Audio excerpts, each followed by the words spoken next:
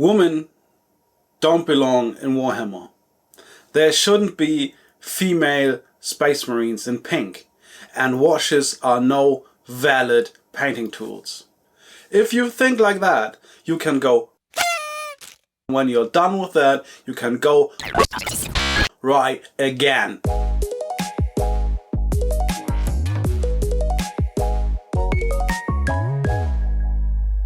Wow, should have posted a trigger warning for that one, eh? Well, how did it come to that?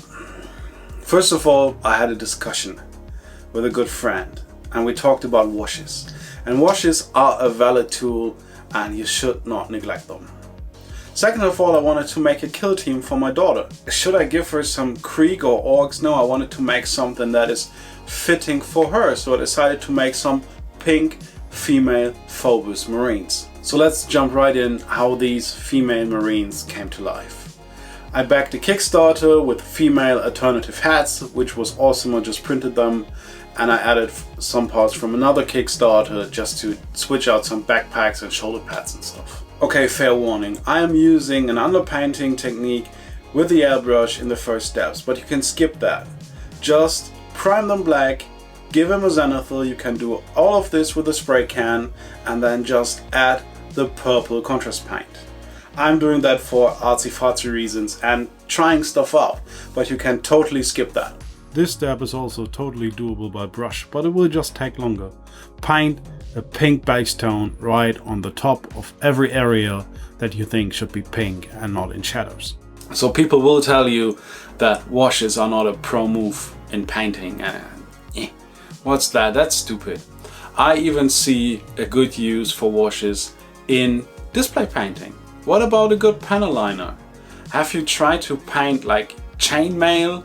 Panel liner is like godsend for that. But today we are using acrylic washes.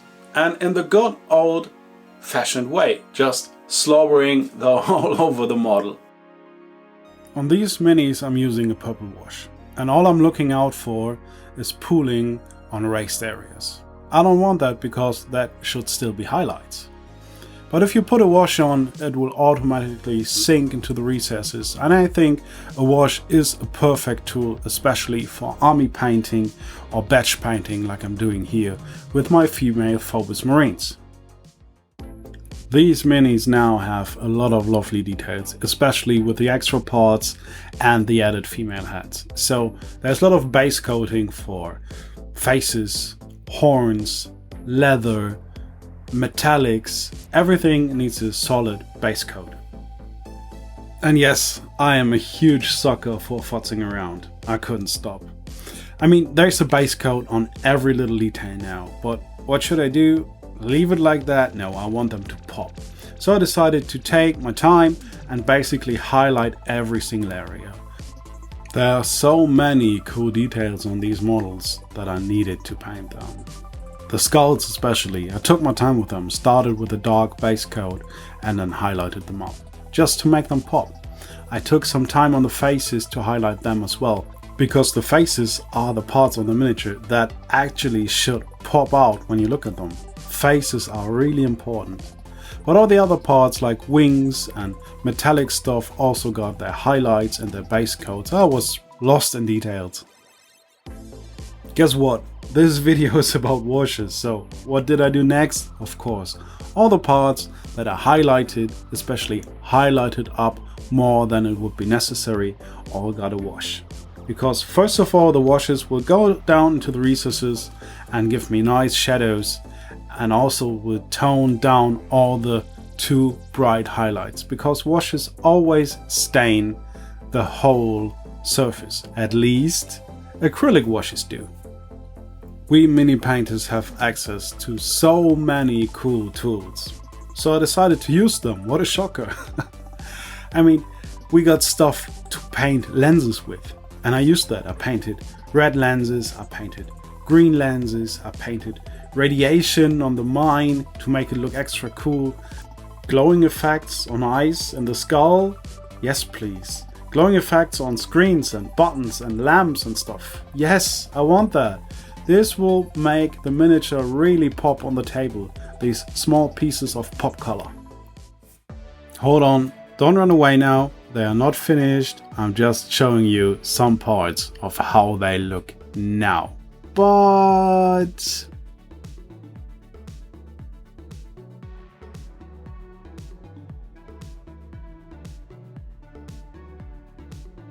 I couldn't stop futzing.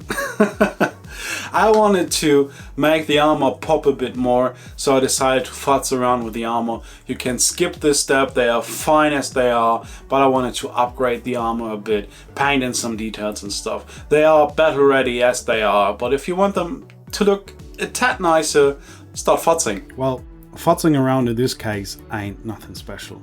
I just took the pink base coat again and added it to the raised areas, just to boost the highlights a bit more, since the wash stained all the areas.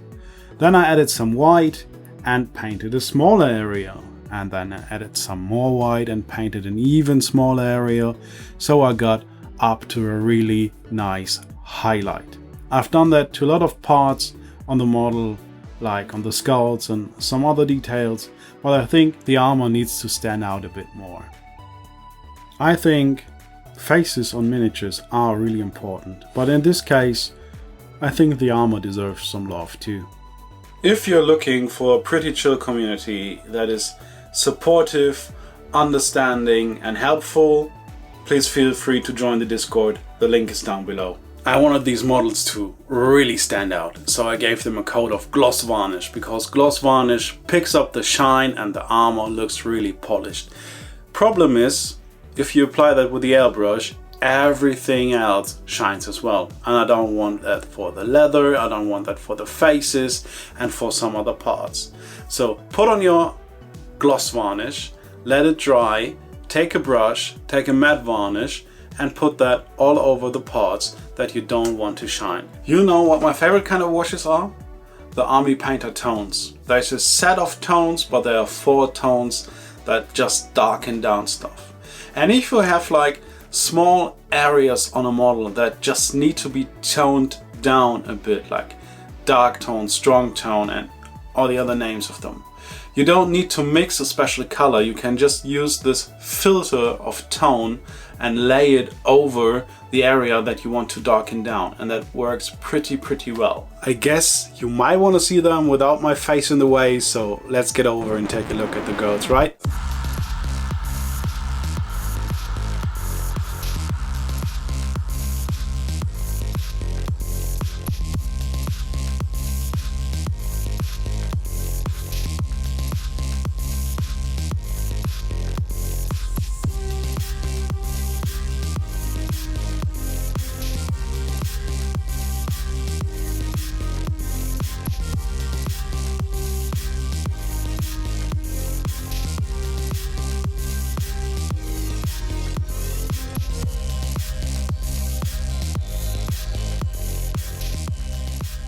So remember guys, this is your hobby, your tools, your toy soldiers. You bought them, you can do whatever you want with them.